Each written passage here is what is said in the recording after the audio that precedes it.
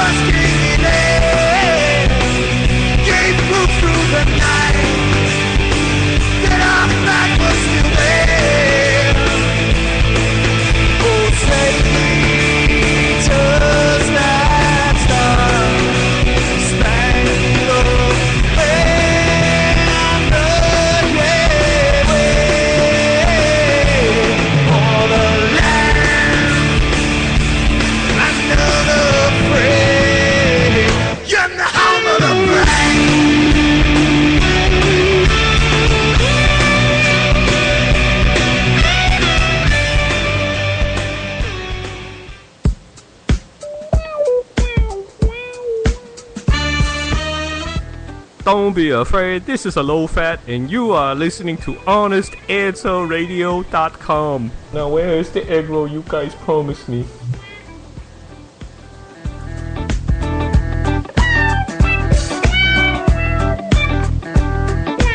The views and opinions expressed on the Honest Answer Radio show are the opinions of Honest Answer Media and no one else. If you're hearing a syndicated broadcast of this show, don't hold it against the broadcaster. Rather, congratulate them on their openness, tolerance, and respect for the First Amendment to the Constitution of the United States of America. Thank you very much. The sky is falling and it's breaking through. The walls are splitting, clean in two. It's coming down no matter what we do. But we can make things better. What children, bend your knees, bow your head, pray for peace, rise again. Oh, my people, bend your knees, bow your head, pray for peace, and rise again.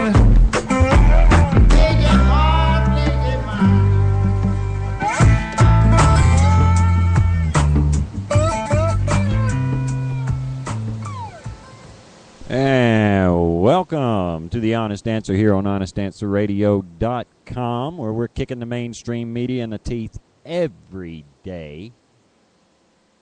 I'm the Marty half of this little operation.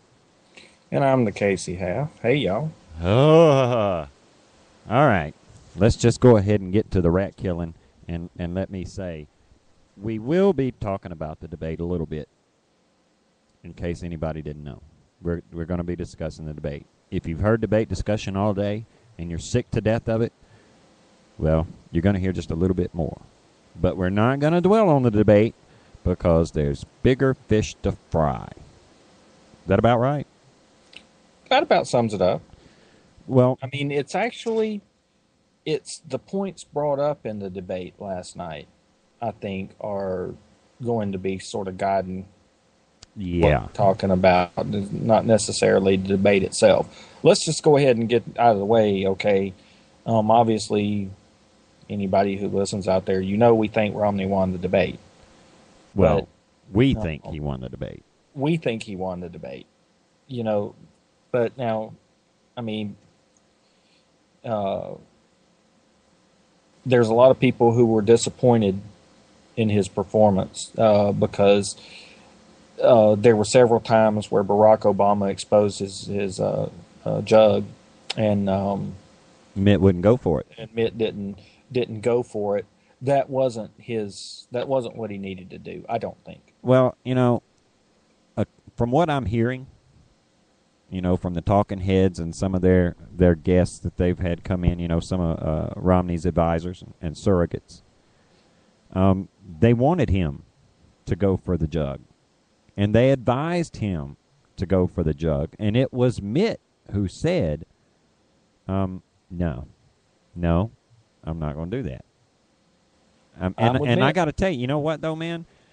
I'll be the first to admit, I was one of the ones screaming at the television, red face, going, why is he just sitting there and letting this fool try to make a mockery out of him?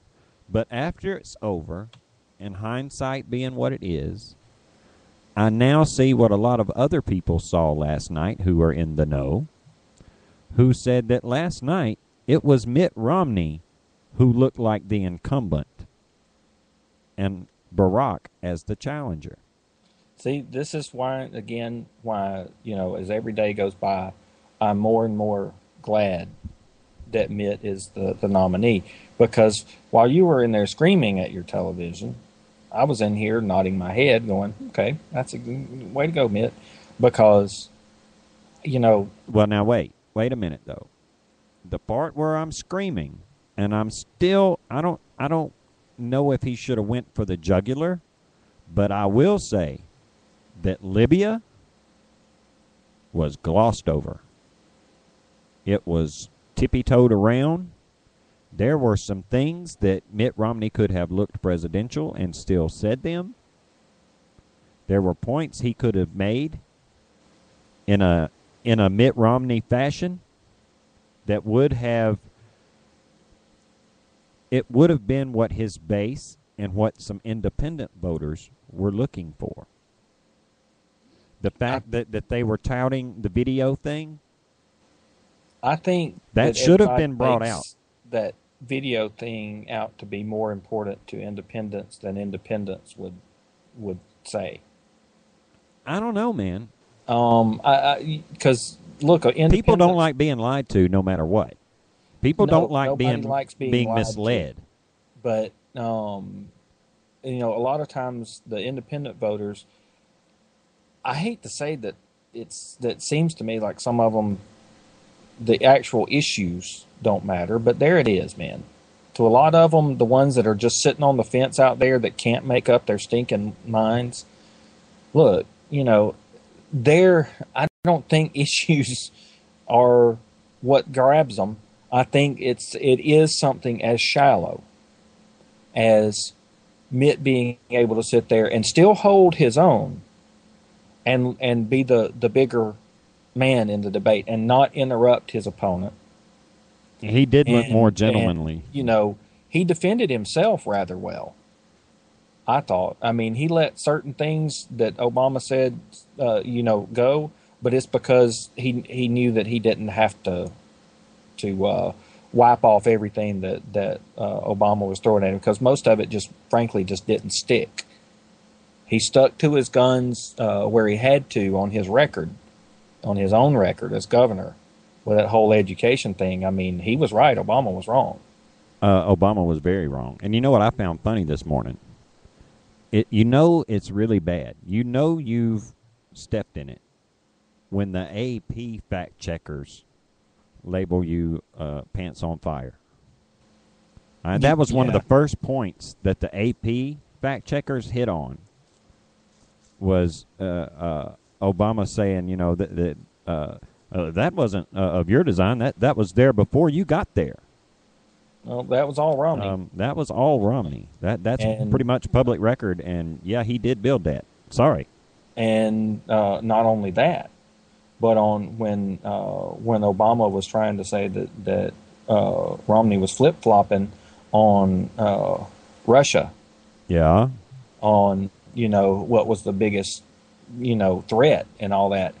The way he clarified himself. Romney's record, in the speech that Obama was talking about, Romney's recollection of what he actually said was clear. Well, you know what I find funny? or this is what I think happens, all right? I don't think that Barack has listened to anything in its entirety. I think what Barack heard was exactly what his yes people wanted him to hear. Remember, these are the people who are known, like the president's media outlets, NBC, MSNBC, ABC, CBS. CNN, don't forget. CNN. Well, ABC and MSNBC are known for selectively editing their tapes. And it would not surprise me if the soundbite Obama heard was just that one little piece, and he didn't finish the rest of the, they cut it off, and he didn't get to hear the rest of the speech. Man, they may have even played the whole thing for him, and he was only listening for what he wanted to hear. Look, man, these people are the party of half-truths. And okay? not only that, they're also the party of half-effort. Yeah. I mean, that if you really want to get down, that's what this whole presidency has been about. It's a half-effort. Yep. He's been phoning it in. He hasn't gone to his national security briefings. Nope. I mean, he's made, 47% of them? And for all the criticism that has been heaped upon George W. Bush. He only missed 10 in 8 years. In 8 years, man. Barack Obama was good to make 10 in a year. But those were the ones he missed in person. He got a teleconference brief that same day.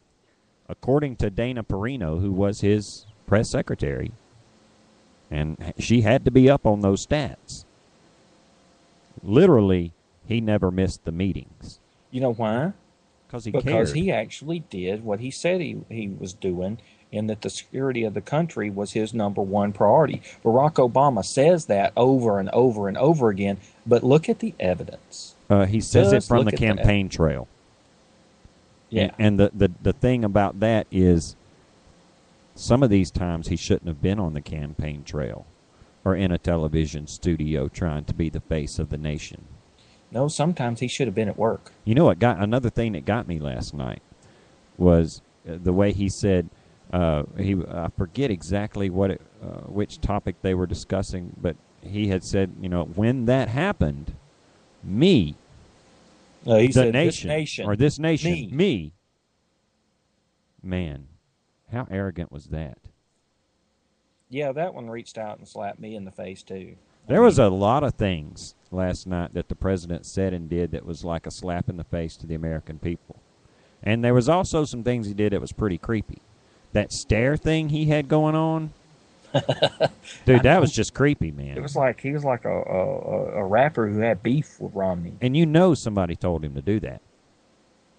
See, that's the thing. The president, he may seem like he's all, the decision maker. But, man, he ain't doing nothing he's not told. He does what he's told to do by his own yes people. And Michelle. And Michelle. That little trick he was doing last night that Tina picked right up on, the fact that the president's left-handed, on his right wrist, he wore a pink bracelet, like, for breast cancer. And last night he made a habit of gesticulating with that right hand when he is a left-handed person. But see, the camera angle would not have picked up that bracelet on his left hand. And if you think that they don't go down to these little, finite minutia of what's going to happen at what time and what, what kind of moves to make, suit to wear, color tie, dude, I watched a thing this weekend, or last weekend maybe, it had Bob Beckel and who was the other guy? Ed Rollins. Bob Beckel and Ed Rollins. They had to, both of those were campaign managers. Right. And their people had to campaign against each other. And Beckel will be the first to say that Ed Rollins cleaned his clock. But Bob Beckel said that every small detail that you would never even think about is debated on before the debate. I mean, down to how far apart the chairs are going to be or the podiums are going to be, what height they're going to be, what height the table can be, how low the chairs can sit, what kind of chairs they're going to be in, what color the chairs are going to be. Dude, these are things that are actually argued over. And he's got this little bracelet on. Of course, now I notice Smith's still sporting his pin with the Secret Service star in it. Uh-huh. Yeah, it was bigger than the one Obama was wearing. That was all over Twitter last night. Not that we're size queens or anything. Honestly, it's just, man, when that's what you're talking about, which one had the bigger flag pin? Well, and you know what I hadn't heard enough talk about today has been the moment in the debate. Now, I've heard the punchline all day long. People are playing the soundbite, and I'm not going to play it because I'm sick of it. But the soundbite where Obama's trying to make his little joke at Romney and make him look stupid and saying about the bayonets and the Navy ships and all this kind of. All right, first of all, it's already been it's well known now. It's been out all day. Yes, we still do have bayonets, and yes, we still do use horses. No, we don't use as many, but we never use that many to begin with. 2, those ships that go underwater. First of all, do we have enough of those, Marty? Well, okay. The point is, we don't have ships that go underwater. Ships that go underwater are sunk. Now we do have boats that go underwater. Yeah. Mr. President, if you're going to be condescending, at least be correct. Those are boats. And if you call one a ship to someone on one of those boats, they're going to make you real quick. Yeah, they'll make you feel very small. Very small. So, since you're the commander-in-chief, you really should know these things. And, we've got aircraft carriers that, planes land on. Really, Mr. President? That's what you think those things are for? That's what you think their whole reason for being is, huh? Look, this man doesn't have a clue about the military. But the thing that just really has gotten it all over me is that there's not enough talk about the word sequestration. And that was just something. It was just an itty bitty little sound bite. Now, it's an itty bitty little sound bite. Well, now wait. Now, before you get into this, all right, he kept throwing out that word last night, sequestration. Should we? There are those that don't know what it is. Okay. Now, look, this is a family show, right? Yeah. Yeah. All right. Now, I don't know if you want to be talking about this because I didn't know what the word meant, so I looked it up on WikiPoint. Because if it's got wiki on it, right, it's like a dictionary. It's encyclopedia. It is what it sounds like. You don't know what come up on there, man. Okay, look. Sequestration is what it sounds like. Naturally, its root word is sequester, which means to separate. Okay? Sequestration is something that Obama signed into law that's more or less a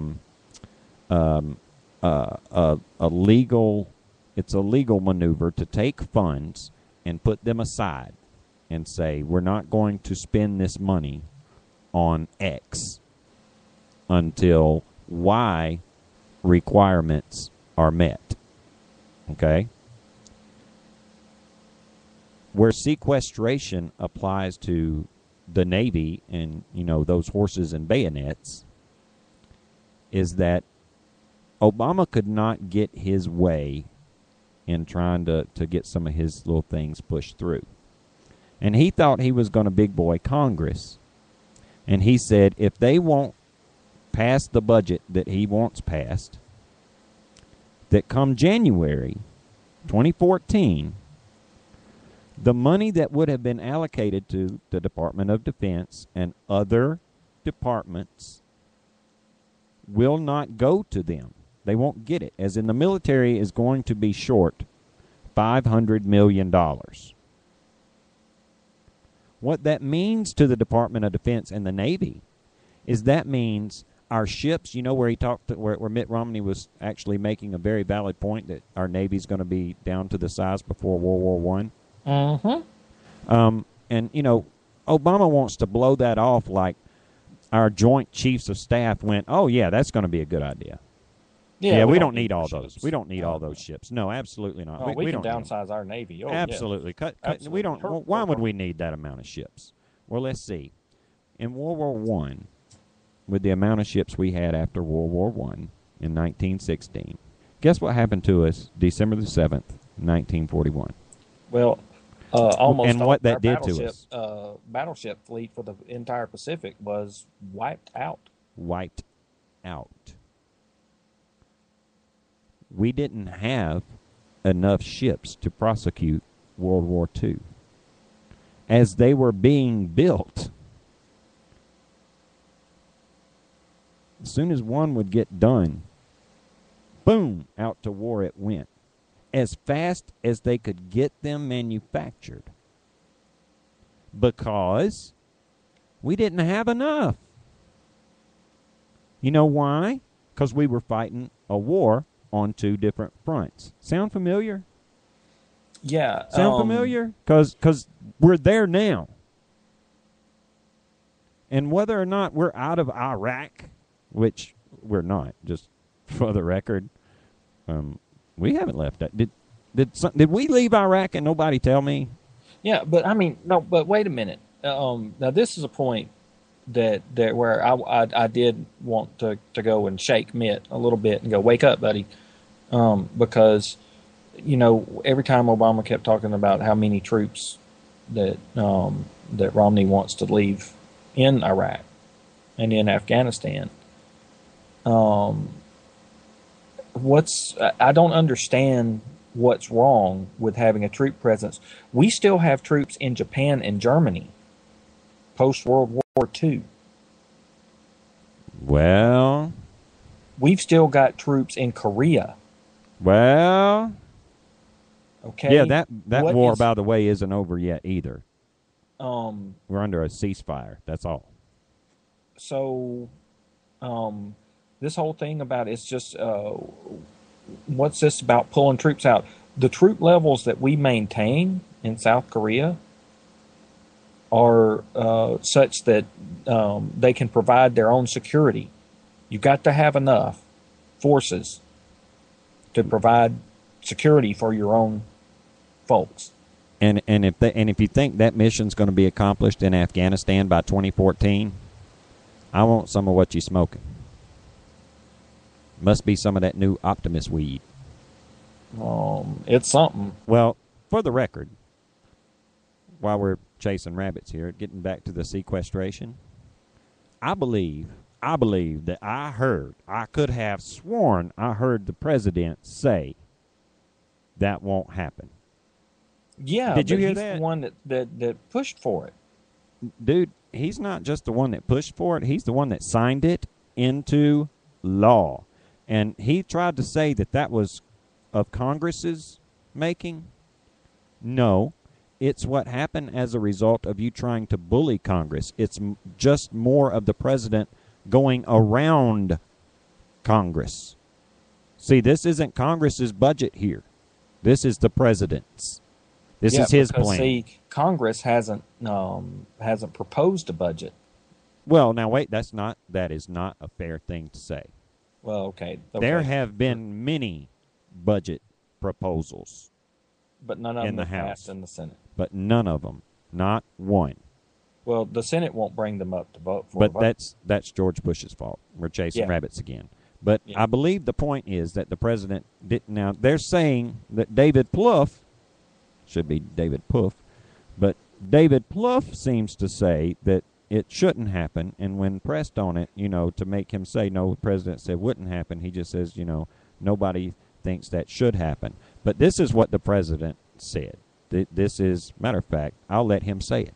I just need to comment on this. First of all, the sequester is not something that I proposed. It's something that Congress has proposed. It will not happen. One more time. Just one more. Let me see if one more and another again. Yeah, let me get this back up. Okay. What was that? Comments on this. First of all, the sequester's not something that I proposed. It's something that Congress has proposed. Okay. Now, for an analysis on that, I will turn to our colleague in Colorado. What you've got here is a den of lying liars and crap weasels. Yeah. Here. Crap weasel. I definitely heard overtones of crap weaselism. And the second part was... It will not happen. Wait, Barack. You signed it into law, buddy. But he clearly said... It will not happen. You heard him, right? I heard him. Just one more little time. It will not happen. Yeah, it will not happen. That's what he said. Will not happen. So I guess what he's saying is he's going to break his own law. Now, how do you do that? Well, look, if anybody can, he can. I mean... When it comes to being governed by the rule of law, let's just say that this current administration has not exactly been a paragon of virtue. And to Mitt's credit, he did dispute him on that, but it got, it got shouted over. But Mitt he did dispute that, on further. And say, oh, yes, you did. You did that. And, Bob Schaefer, I'm going to say Bob Schaefer did the best job out of all of them, but... I mean, not that it was a good job. Yeah, but he still wasn't going to let Mitt, completely make his point. But, there's so much. There was so much that we could take from last night. And I don't want to leave anything out or anybody out, okay? But did you... everybody's, and me, we were talking about how they didn't really talk about Libya, right? Last night before the debate, oh, God, you got to love Chris Matthews. Before the debate on MSNBC,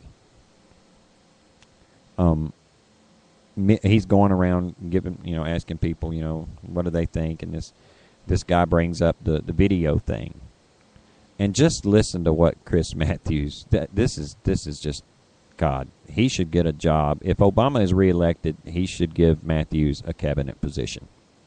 Okay, Romney. One more Romney. He doesn't cover up scandals in the Middle East. What was the scandal that was covered up? Benghazi. What was the scandal? Well, I mean... Get to it. Nail it. What was the scandal? He said there was a video. It was not about the video. Yeah, it was about the video. Read the newspaper. Thank you. Everybody knows it's about the video. It's all about the video. Thank you very much. We're right back. Read the newspaper, kid. Everybody knows it's about the video. Yeah, he should be. In other words, nothing to see here, nothing to see. If I was Obama and I won re-election, I'd be like, sorry, Jay, you're fired. All right, Carney, you're out. Matthews, you're in. Because if there was ever a presidential yes man, it is Chris Matthews, or at least for this president anyway. I mean, that is. Are you serious? Read the newspaper. What newspaper? What newspaper right now is saying that still that this is all that what happened in Benghazi was a result of a video? I mean, really? What? Not even the New York Times, man.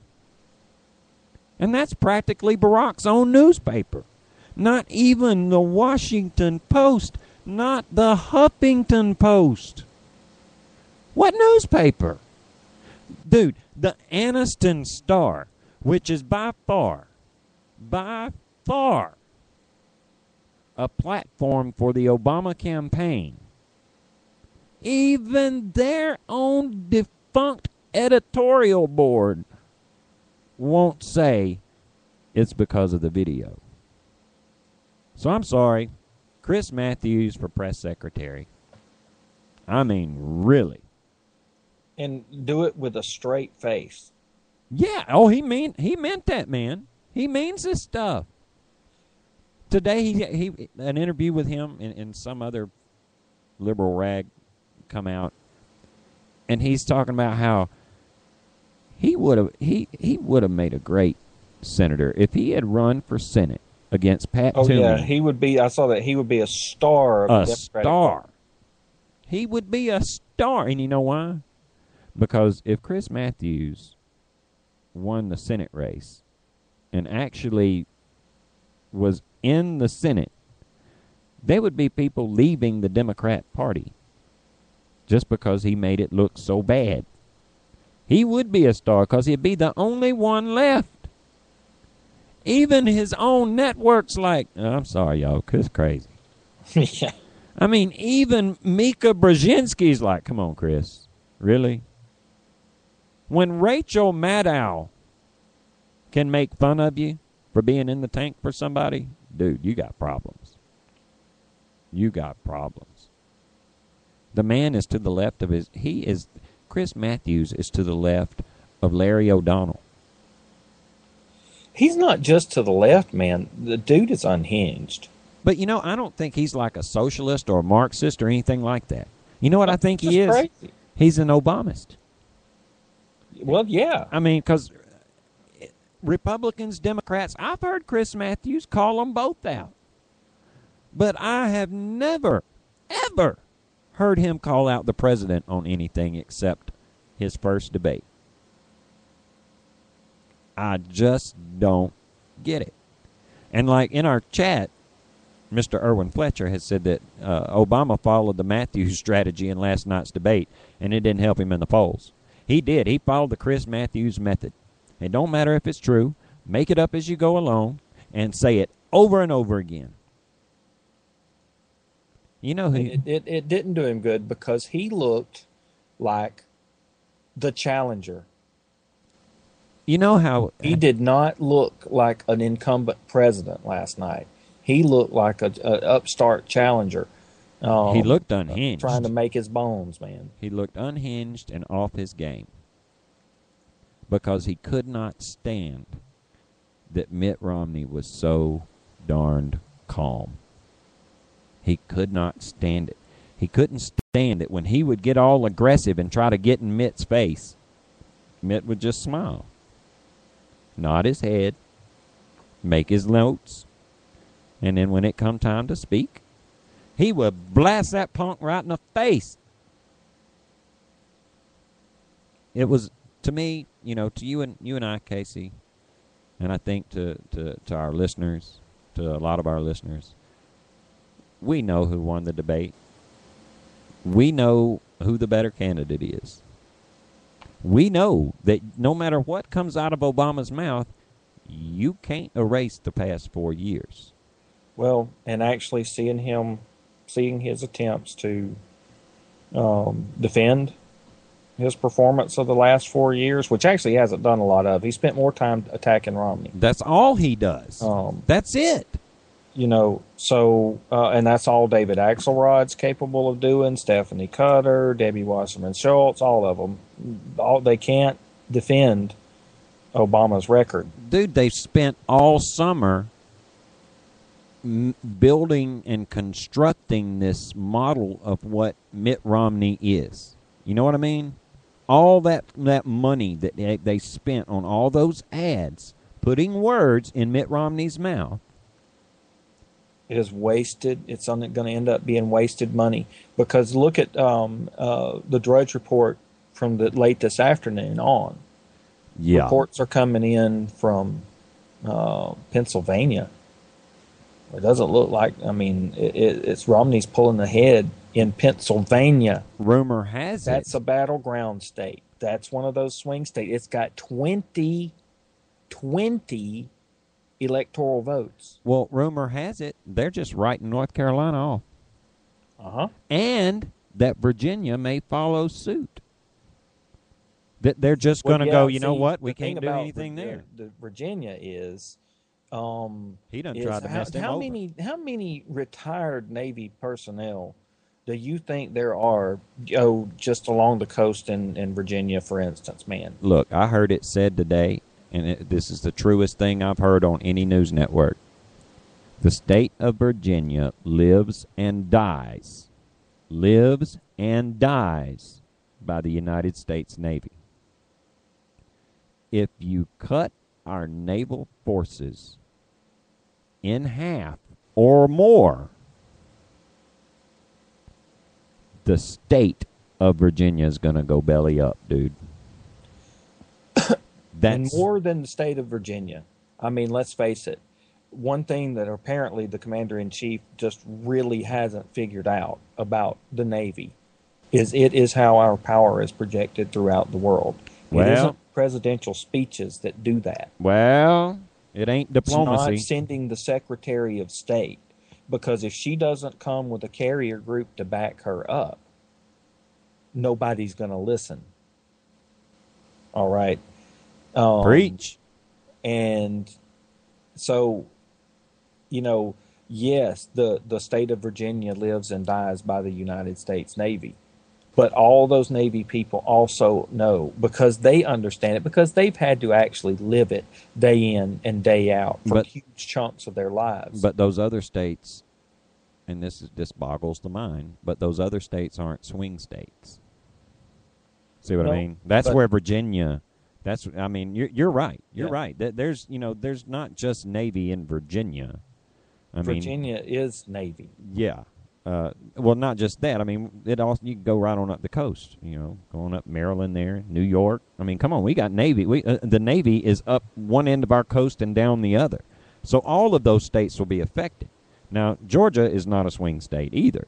See? Now, Florida is another state that, whether they like it or not, they live and die by the United States Navy too. Do you know how many Navy bases we got in Florida? I mean, I'm just thinking of two really big ones right now, Pensacola and Jacksonville. Not just Navy either. Air Force, hello. Yeah, see, that's kind of been left out of most of the discussion, but Romney did bring that up last night about how we've invested all this money in the F-22, Raptor. Now, he didn't go into it in depth, but I know where he was coming from when he was talking about the reduction in size of our forces. Yep. If one of those F-22s goes down in combat, it's $150 million that just went tits up. And it ain't like we got an unlimited supply of them bad boys waiting in production. Yeah, I mean, it ain't like that. A couple of mortar rounds through those airplanes. Not just there, but I mean, a reduction in force is going to affect everybody. I mean, really and truly, and it's not just going to affect our military might. All right, it's going to affect our economy. That's what I really wish that they could that they would have let Mitt Romney explain a little bit more about exactly what that can do to the economy. We live in a city. Casey and I live in a city that has went through a military base closing.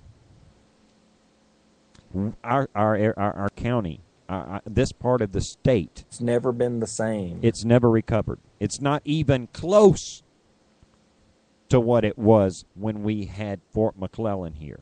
Not even close. We still have the Anniston Army Depot. But guess what's on the chopping block, man? Mm-hmm. That whole Army Depot part, see, if there's a big reduction in the amount of money spent on defense, there's about 4,000 people that work there that are in panic mode right now with ulcers.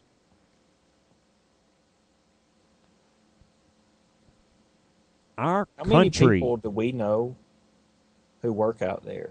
I mean, see, that's just it. Just all most these of this community where we live, all these peaceniks yelling and screaming, that we don't. The Department of Defense that's where all of our budget goes. That's where most of our budget goes. The biggest money goes to the Department of Defense. We don't need to be spending all that money on all that stuff. We should be spending it on community gardens or something.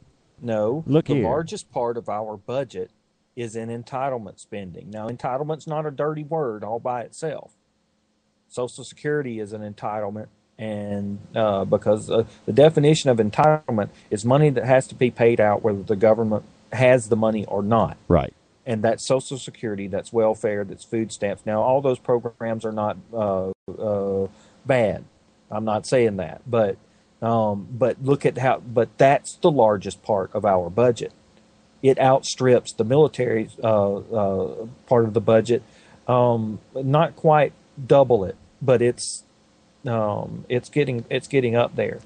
And see, it's not just. And so that's what Romney actually understands. And it's not just Virginia that's going to live or die by it. Not just Virginia and Florida. Not just coastal Most states. of Alabama will, because there's. How about Alabama all 50 also of them? has a humongous. I mean, look at Huntsville. How about all 50 states? How about Hawaii? Oh man, Do Harbor. you know what's going to happen to the state of Hawaii if our Navy has to pull all those guys up out of there? Do you know how much money the United States Navy spends in the state of Hawaii? Oh man, this is ridiculous. When the United States Navy had an active military base in Subic Bay, Philippines, it was still an armpit, but you know what? First of all, the Philippines didn't have all of those kidnappings and whatnot from the what's that? It's an Islamic group down there. I can't think of which one they are now, but they didn't have a presence there. Now they do, and now the country has gone back to crap. Why? Because we pulled out of there. Our military left. You know what? One thing about soldiers and sailors, they spend a lot of money wherever they are. A lot. They, bless their hearts, they don't get paid a lot, but they spend every bit that they get. Every bit of it. And I don't know the exact, dollar amount that the military pays out in salaries in total. But every penny of it comes back into the economy. See, these guys ain't investing it in offshore accounts and stuff like that, mainly because they don't make enough to do those things. But you know what they do buy a lot of?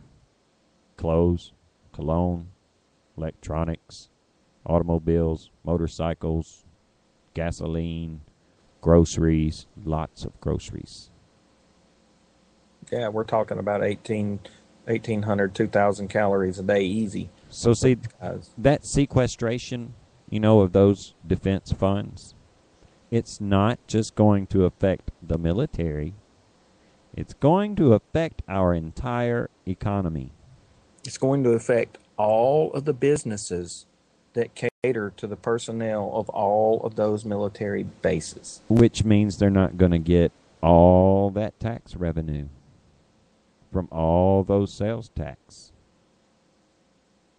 Because, see, a reduction in force doesn't just mean a reduction in money and material. It also means a drawdown of personnel. And like Mr. Fletcher is saying in the chat, those personnel, they buy homes and sell homes. Yep, and have homes built. Look, man, it's not trying to be all butch and burly and, bullyish when we spend all that money on our defense department. The defense budget back in World War II, you know what it did? It put this country back to work. It actually dug us out of a depression. And people love to point at evil old Republicans and say that they just want to start wars so that they can get some economy going again. Look, it's not. You don't have to be at war to make. Maintaining the peace is kind of expensive too. Yes, it is. Thank you. And, that's exactly what I was trying to say. Yeah, and the thing is, we don't need to draw down squat with our military. As a matter of fact, it would behoove us in the eyes of the rest of the world if we looked around and said, you know what, I think we really need to just beef up some and talk about increasing the size of our forces, because that would even make China sweat. Yes, and it would make, and they're going to have to try to keep up. Look, this is how socialism gets torn down. Yep. This is how you defeat the creep of communism around the world, or the caliphate, either one. Yep. When the United States is strong and powerful, those little fringe groups that like killing people to make their political points, they don't have as much wiggle room. Peace through strength. It's as simple as that. But, then this is why I'm glad that they touched on, they didn't just touch on the economy last night. They dove, Romney was perfectly willing to get in there with both feet if because Obama started it. Because he sees how foreign policy, i.e. military, defense, he sees how all that ties into economics. Remember, he's a businessman.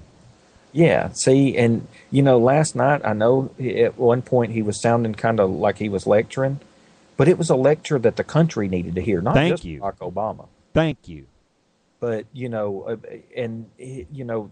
way I thought he made pretty clear last night that he was the guy with the experience in that. Man, he sounded like the guy with the experience in all of it. He is an executive, which is exactly what we need right now. We need an executive. We need that guy at the helm that doesn't get ruffled and lose his cool. And I found it kind of funny. And start getting all his ego so wrapped up in everything that he does. I love how Barack tried to make it look like, Mitt was just too inexperienced with foreign policy, to know what he was talking about. And I just happened to think last night, wait a minute, dude.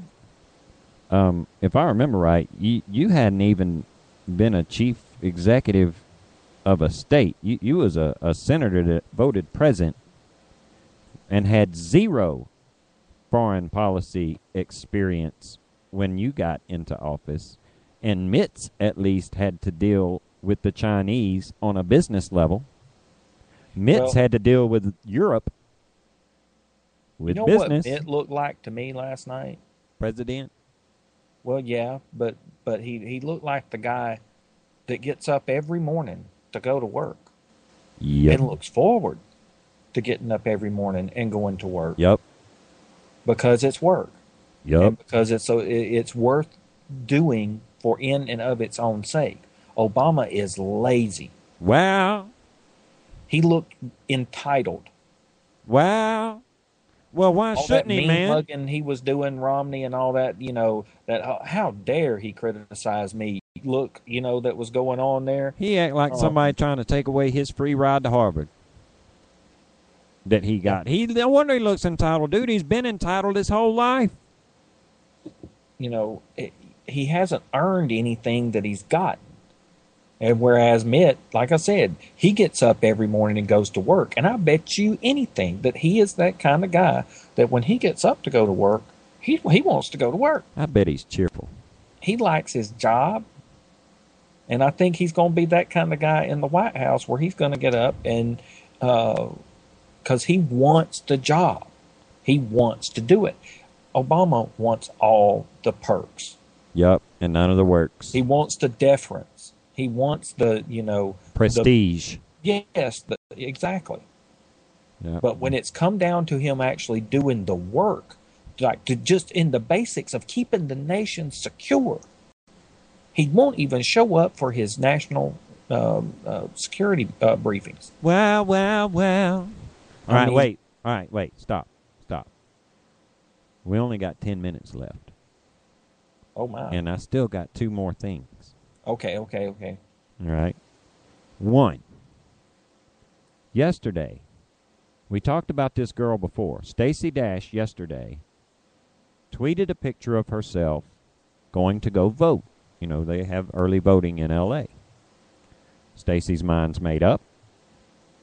She wanted to go vote early, so she did. someone inquired, "Who did you vote for?" She said Mitt Romney. That girl was inundated with death wishes, like, "I wish you'd die," B word. This one's a good one. Use just a house N-bomb. You ain't nothing but a Uncle Tom, B word. Although how Stacy Dash can be a uncle anything, I don't know. Maybe they don't have a feminine equivalent to, Auntie Tomanika or something. I don't know. But the hate. And now here's the thing. This what I found interesting.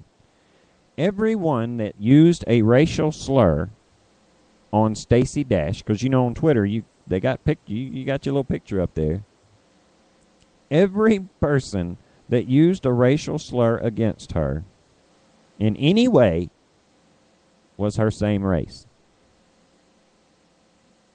I found that mighty interesting. They are so angry with her because she dare vote against a man doing a poor job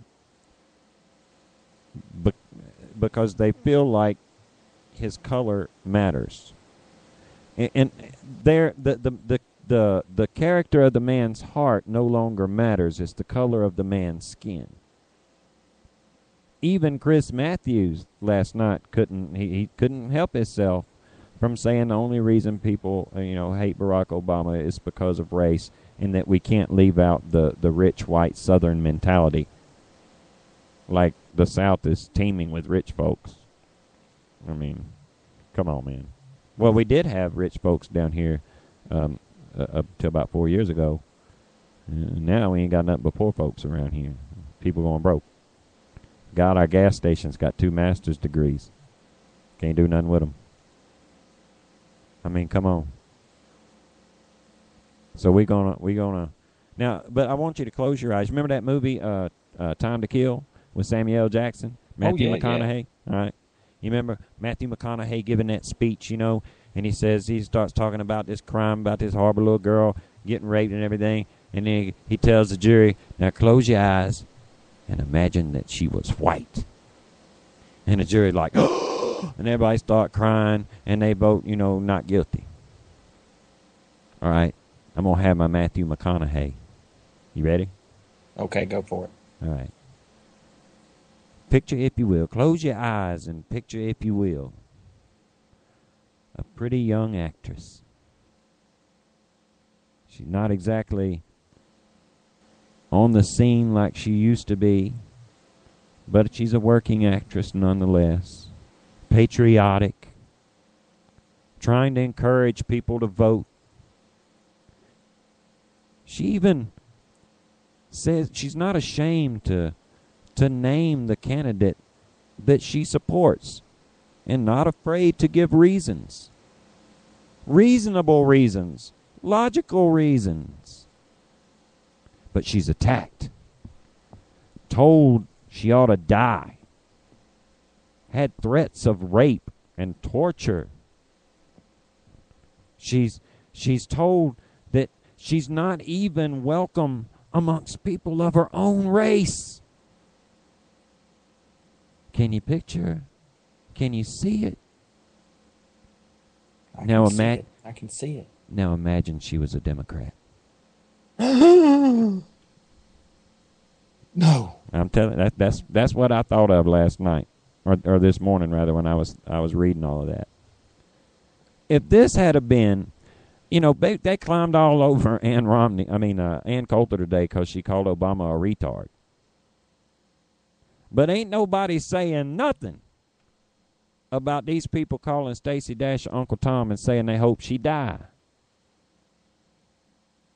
If somebody had said to about Michelle Obama the kind of rape things they wanted to do to her, to Michelle Obama, that they said they wanted to do to Stacey Dash, not only would the Secret Service come and get them, but they'd probably have that person killed. that person would never make it to court because somebody'd shoot them. The media is not touching the fact that Mitt Romney, man, I counted over 30 tweets in a span of about 5 minutes threatening to assassinate Mitt Romney. Where's the Secret Service? Where's NBC on that? This guy in Birmingham said he wanted to punch Obama in the mouth. Man, they come picked him up at his job.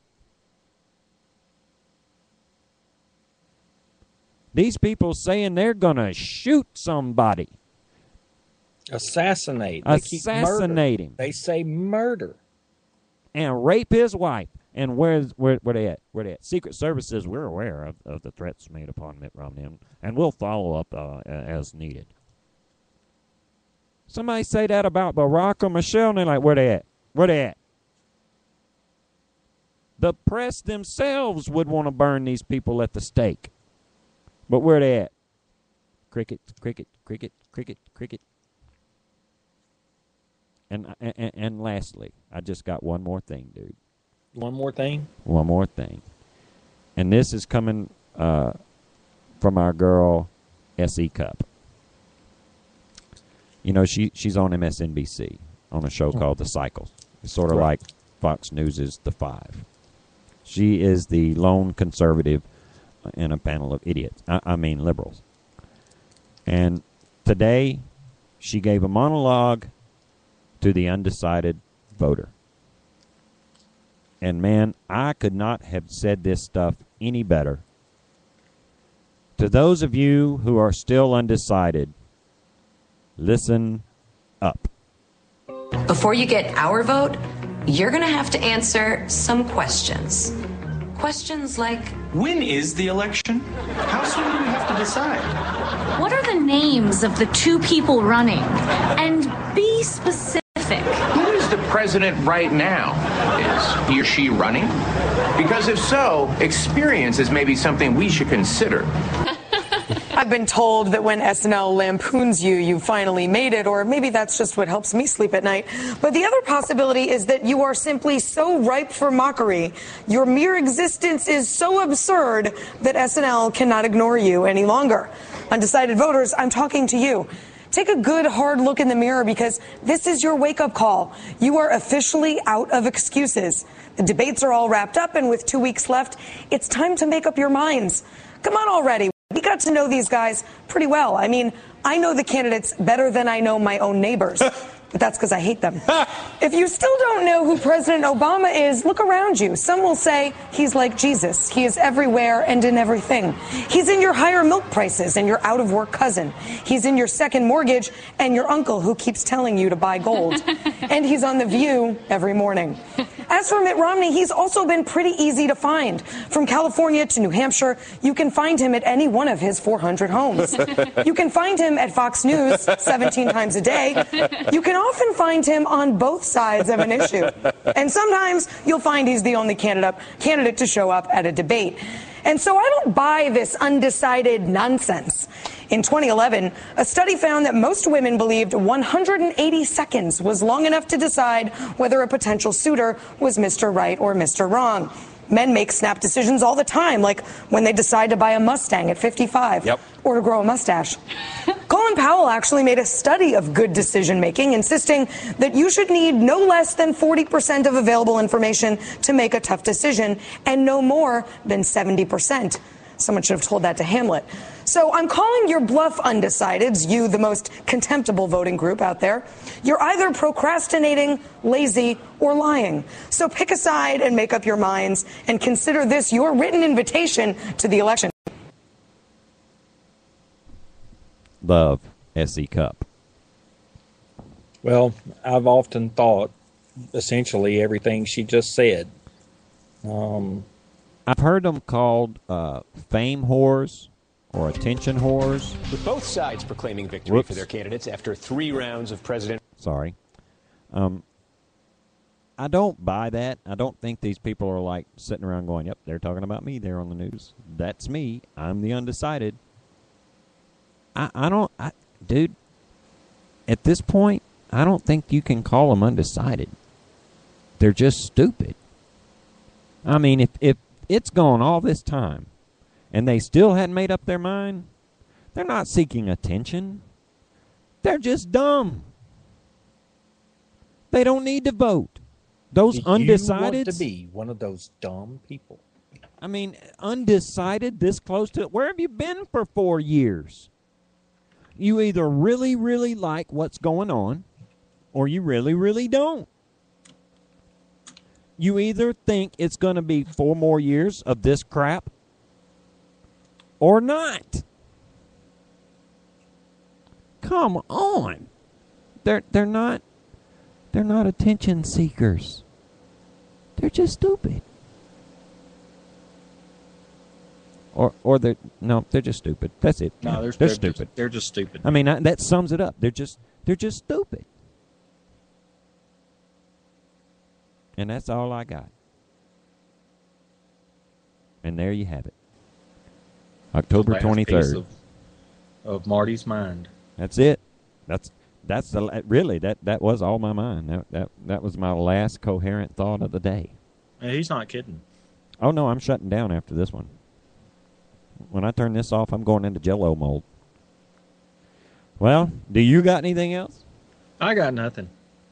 You know, we went this whole thing and forgot to take a break tonight. Yeah, I noticed about 10 after 7, but we were going good. Yeah. Why stop a good thing? Well, I couldn't have stopped it if I'd have wanted to. Dadgummit, we was on a roll. And that's the beauty of doing it here on HonestAnswerRadio.com or Spreaker.com, because we can do that.